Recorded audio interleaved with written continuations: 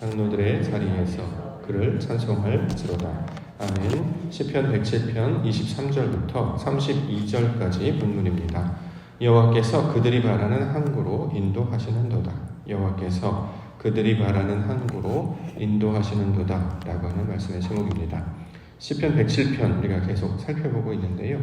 107편의 내용들을 가만히 살펴보면 하나님께서 인생들에게 행하신 기적들에 대해서 계속해서 증거하고 설명하고 있습니다. 이를 통해 하나님께서 하시는 일이 어떤 것인가, 또 그것들을 경험함으로 하나님을 찬양할 것을 권면하고 또 선포하고 있습니다.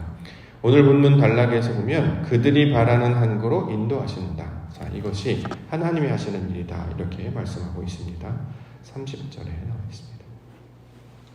30절 그들이 평안함으로 말미암아 기뻐하는 중에 여호와께서 그들이 바라는 항구로 인도하시는도다. 자, 그들이 바라는 항구로 인도하신다. 여기서 바라는 항구. 이 구절은 개역 한글 성경판을 보시면 소원의 항구라는 말로 번역을 하기도 했습니다. 이 구절은 성경에서 유일하게 이곳만 사용이 됐다는 것으로 기록이 되어 있습니다. 따라서 이 해석하는 게 이제 쉽지는 않은데요. 우리가 이제 궁극적인 의도, 하나님의 뜻을 이해하고 있기 때문에 여기서 바라는 항구라고 하는 것은 인생들이 결국 도착해야 될 목적지를 가리키는 말로 우리가 이해할 수 있을 것입니다. 인생들이 결국에 도착해야 될 목적지 어디일까요? 이스라엘 민족, 출애굽에 있었던 이스라엘 민족에게는 그들이 나아가야 할 궁극적인 목적지는 가나안 땅이 될 것입니다. 바벨론의 포로로 끌려갔던 자들에게는 고향 땅, 예루살렘에 있는 고향 땅, 유대 땅이 되겠죠. 자, 집을 나갔던 둘째 아들, 돌아가야 될 그가 향해야 될 궁극적인 목적지, 아버지의 집이 될 것입니다. 자, 이처럼 민족이든 또 개인이든 어떤 인생이든 분명히 그가 향하는 바로 나아갈 목적지가 있는데 그 목적지를 바라는 항구 이렇게 이제 묘사를 하고 있고, 자, 그 바라는 항구, 소원의 항구에 도착하게 하시도록 인도하시는 분이 여호와 하나님이시다 이렇게 이야기합니다. 자, 그러면 우리에게 한번 적용을 해보죠. 우리 인생들이 도착해야 될 목적지 어디일까요? 궁극적으로는 하나님이 되겠죠. 하나님께 다다르게 하는 것이 하나님께서 우리에게 향하신 하나님의 뜻이 되기 때문입니다. 이걸 이제 성전으로 비유를 하면 마당을 지나 성소를 지나 지성소에 다다르는 것. 자, 우리가 하늘의 성분으로 채워져서 하나님과 똑같은 존재, 또 하나님과 똑같은 자녀들로 바뀌는 이야기를 하고 있기 때문에 우리가 궁극적으로 도착해야 될 목적지, 바라는 항구는 하나님의 나라, 바로 거기가 될 것입니다. 놀랍게도 그 하나님의 나라에 도착하도록 인도하시는 분은 하나님이시다 이렇게 이야기하고 있습니다. 세상에서 여러 가지 환난과 곤고함을 당해서 방황할지라도 마침내 그 발걸음을 인도하셔서 하나님의 땅에 도달하도록 인도하시는 분, 여호와 하나님이시다 이렇게 말씀을 하고 있습니다. 따라서 우리가 길을 갈 때에 나그네와 같을지라도 구름 기둥 불 기둥으로 인도하시는 분이 하나님이심을 기억해야 할 것이고, 우리가 어떤 어려움과 역경을 당할지라도 마침내 길을 내셔서 우리를 이끌어 가시는 분이 하나님이심을 성경이 증거하고 있기 때문에 어떤 상황 가운데서도 어둠과 빛, 어둠과 곤란과 혼란의 상황에서도 우리를 궁극적으로 인도해 나아가시는 그 하나님을 신뢰하며 본문에처럼 찬양할 것을, 우리에게 나타나는 하나님의 일로 말미암아 찬양할 것을 권면하고 있는 내용이 시편 107편의 내용이 되고 있습니다. 마침내 우리가 하나님께서 기뻐하시는 모습들로 온전히 변화되게 해 주실 줄 믿습니다. 자, 어저께 우리가 누가복음 1장 말씀으로는 하나님께서는 능치 못하심이 없다 이런 말로 이제 설명해 주고 있기도 한데요. 불가능이 없다라는 말이 아니라 인생들을 하나님의 백성들로 온전하게 변화시키신다. 착한 일을 시작하시는 이가 그리스도의 날까지 이루실 것을 가리키고 있는 말로 우리 가운데 주고 있었습니다. 이를 위해서 아들을 보내시고 이를 위해서 성령을 보내셔서 마침내 말씀을 깨닫게 하시고 하나님의 의도를 알게 하셔서 지성소의 상태로 바꾸시는 일. 자, 인생인들이 도착해야 될 그 바라는 항구로 인도하시는 분, 바로 여호와 하나님이심을 성경이 증거하고 있습니다. 그러므로 오늘도 기도하며 나아갈 때 아버지 하나님의 놀라우신 신실하심과 뜻을 통해 우리의 걸음들을 인도하셔서 마침내 하나님께 다다르게 해주실 것일 줄 믿습니다. 사람의 아들로 태어났으나 하나님의 아들로 바꿔주실 줄 믿습니다. 땅에 속한 자로 시작했으나 마침내 하늘에 속한 자가 되게 해주실 줄 믿습니다. 그 믿음으로 기도 가운데 나아가는 우리 믿음의 성도님들 되시기를 원합니다. 자, 본문의 내용을 볼 텐데요. 광풍을 일으키시는 하나님 이야기하고 있습니다. 25절, 26절. 여호와께서 명령하신즉 광풍이 일어나 바다 물결을 일으키는도다. 그들이 하늘로 솟구쳤다가 깊은 곳으로 내려가나니 그 위험 때문에 그들의 영혼이 녹는도다. 자, 광풍을 일으키신다 이렇게 얘기해요.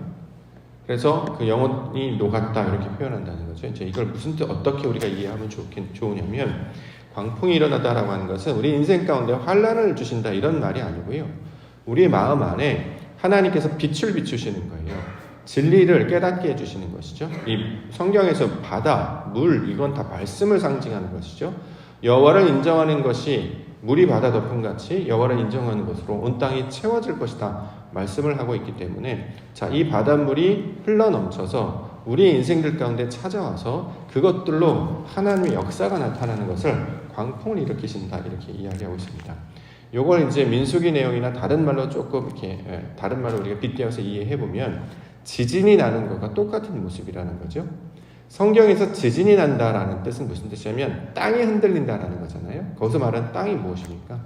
우리를 가리키는 말이에요. 우리 마음이 흔들린다는 거예요. 우리 땅은 메마르고 황폐해서 웬만해서는 흔들리지 않습니다. 그렇죠? 근데 놀랍게도 하나님께서 이 땅을 흔드시는 거예요. 우리 마음을 우리가 원래 가지고 있었던 자기의 신념, 자신의 신앙, 자신의 생각들을 흔들어 버리신다는 거죠. 그래서 하나님께서 원하시는 모습들로 새롭게 바꾸시기 위하여 땅을 흔드시는 것. 이걸 이제 지진 또는 땅이 흔들다의 모습으로 묘사를 하고 있습니다. 마찬가지로 광풍이 불어서 바닷물이 여기에 보면 이제 깊은 곳으로 내려갔다 이렇게 얘기하는데 여기서 말하는 깊은 곳은 무적행을 가리키는 말. 다시 말해 이제 흑암과 기품 할 때 그 기품을 가리키는데 무적행을 가리키는 말인데 성경에서 무적행은 지옥을 가리키는 말이라기보다는 우리 마음속을 가리키는 말입니다. 우리 마음이 끊임없이 추락하지 않습니까? 계속 마음이 이제 다운된다고 보통 이제 표현을 하는데 우리의 마음이 자신의 생각과 자신의 상념에 갇혀 있으면 마음이 계속 바닥으로 떨어지죠. 밑도 끝도 없이 한없이 떨어집니다. 바닥이 있지도 않아요. 계속 마음이 추락한다는 것이죠. 자, 근데 그 추락하는 마음을 하나님께서 뒤집어 엎으셔서 그 마음을 새롭게 하시는 일, 이걸 이제 여호와께서 광풍을 일으키셔서 깊은 곳으로 내려가게 하시고 그것 때문에 영혼을 녹게 하신다 이렇게 말씀하고 있는 것입니다. 하나님의 목적이 우리의 속사람을 변화시키는 것 아니겠습니까? 근데 놀랍게도 사람의 마음은 아무도 알지 못하지요.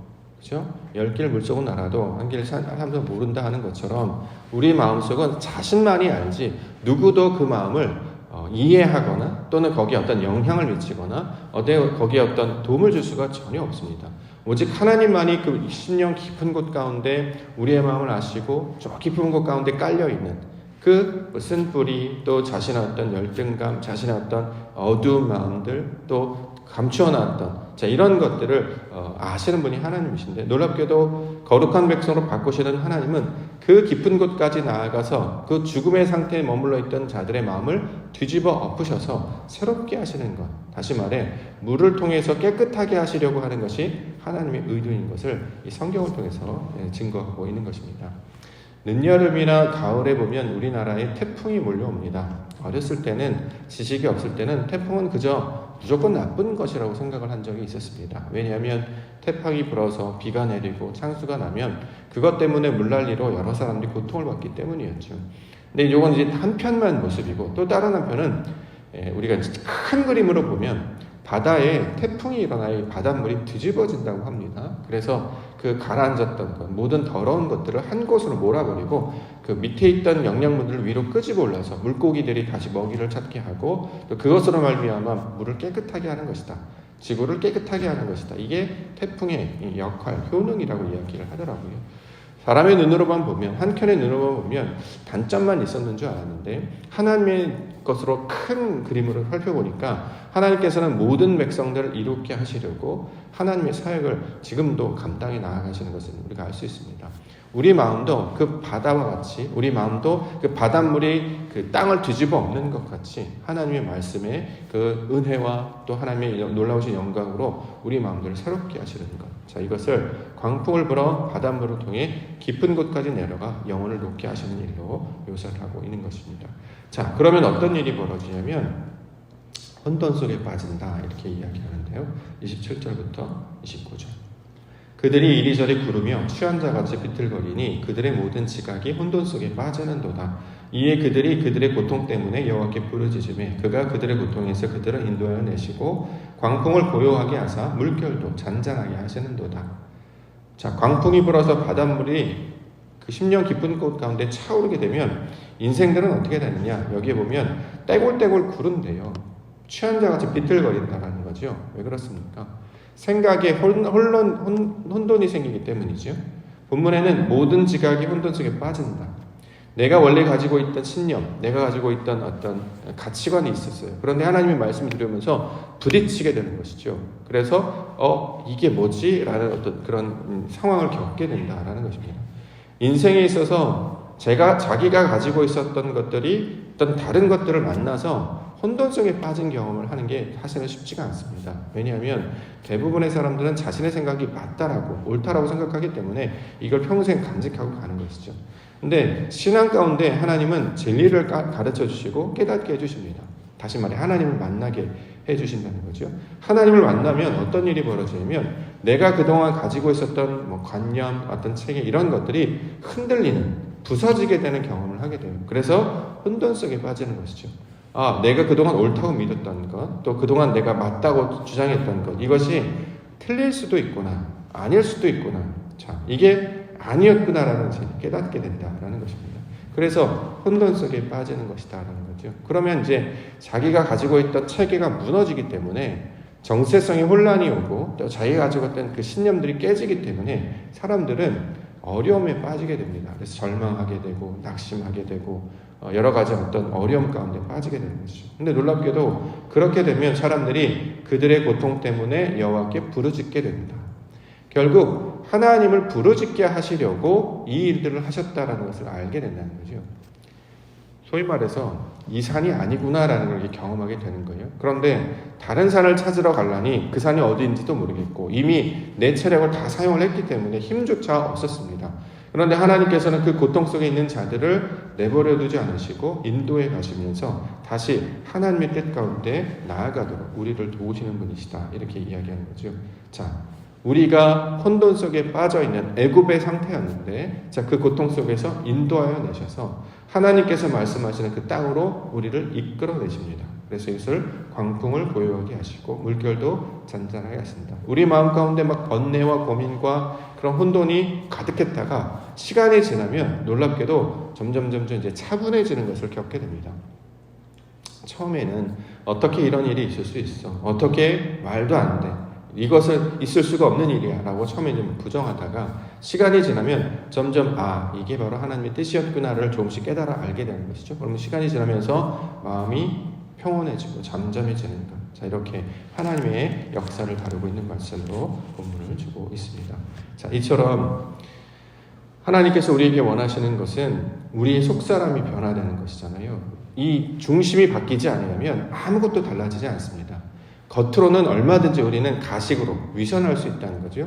속에서는 동의가 일어나지 않았고 속에서는 항상 억지적인 자기의 생각이 늘 남아있는데 하나님을 따라가는 척 할 수 있다는 거죠. 그런데 하나님은 우리의 생각들을 늘 도전하시고 이것들을 깨뜨려 버리시기를 원하십니다. 그래서 항상 말씀을 듣게 하시고 진리로 나아가도록 인도해 가신다라는 거죠. 성소의 상황 가운데까지는 우리가 잘 따라와요. 그런데 지성소로는 잘 나아가지 못합니다. 왜 그러냐면 내가 가지고 있는 것들이 옳다고, 내가 가지고 있는 신념이 맞다고 생각하기 때문이죠. 이것들을 깨뜨리지 않으면 지성소로 나아갈 수 없습니다. 휘장이 가려져 있는 것처럼 벽에 막혀 있는 것처럼 그 하나님의 거룩하신 뜻 가운데 나아가려면 내가 가지고 있던 신념, 내가 가지고 가치 체계를 부셔뜨려야, 그것들 무너뜨려야 새롭게 하나님의 뜻 가운데 나아갈 수 있게 된다라는 거죠. 자, 그것을 인도해 가시는 분이 하나님이시다 이렇게 이야기하고, 실제로 이것을 예수 그리스도를 통해서 우리 가운데 증거하여 나아가셨죠. 주님께서 육신의 것들을 다 무너뜨리고 내 뜻대로 하지 아니하고 아버지의 뜻대로 하기를 원합니다 라고 하면서 십자가까지 나아가셨지 않습니까? 그래서 자식의 모든 것들을 하나님께 드림으로 다시 거듭나는 것이 무엇인지를 보여주신 것처럼, 자, 이것을 우리 가운데 끊임없이 말씀하시고 그곳 가운데 인도해 나아가시기를 원하신다 이렇게 이야기하고 있습니다. 우리가 이제 교회 다니시는 것, 우리가 신앙하는 것은 성소까지는 잘들 쫓아옵니다. 그래서 교회를 이루고 신앙생활을 하고 몇십 년 동안 이렇게 신앙생활을 잘 꾸려가는 것이죠. 그런데 그 신앙생활할 때 점검해야 되는 것은 여전히 자신의 생각 가운데 붙들려 있다면 지성소까지 나아가지 못하는 것이다라는 거예요. 대부분 성소까지는 나아가는데 지성소까지 나아가지 못합니다. 자, 여기서 늘 막혀 있다라는 거죠. 자, 여기서부터 지성소까지 나아가야 이게 바로 진짜 구원이고 거듭나는 걸 성경은 이야기하고 있습니다. 어떻게 해야 되느냐? 주님께서 주신 진리의 말씀으로 우리의 마음을 갈아엎어야 합니다. 하나님이 주신 그 바닷물과 같은 그 충분한 것들로 우리를 채워놔야, 하나님이 주시는 것들로 우리를 바꾸어내야 우리의 속사람이 온전히 변화가 될 것입니다. 오늘 주신 말씀을 통해 인생들에게 하신 기적을 통해 하나님이 하시는 일을 깨닫게 하셔서 마침내 그를 찬송하게 하시는 일, 자, 이것들을 소망하시며 우리가 기도 가운데 나아가시는 우리 믿음의 성도님들과 교회가 되기를 간절히 소망합니다. 하나님의 진리가, 주의 진리의 빛이 우리의 걸음들을 인도해 나아가실 줄 믿습니다. 오늘 주신 말씀으로 우리 깊은 곳 가운데, 저 깊은 곳 가운데 나만이 아는 그 어두운 것, 냄새가 펄펄 나고 저 깊은 곳 가운데 썩어 문드러져 있던 이걸 끄집어 내야 합니다. 이걸 제거하지 않으면 그냥 향수를 뿌리는 것까지 덧붙이는 것이지 근본이 해결되지 않는다는 거죠. 아시다시피 우리 속에 썩은 것이 있으면 냄새만 나는 게 아니라 우리 육신도 죽게 한다는 거죠. 병들게 하기 때문에 하나님께서 이것을 끄집어내기를 원하고 계십니다. 기도 가운데 나아갈 때 성령의 음성을 따라 내 속사람 깊은 곳 가운데 침잠되어 있는 그 깊은 것들을 꺼내 하나님 앞에 내어놓고 거룩한 자녀로, 정결한 자녀로, 깨끗한 자녀로 변화되게 하여 주시옵소서. 이렇게 기도 가운데 나아가시는 우리 믿음의 성도님들 되시기를 주의 이름으로 간절히 축원합니다.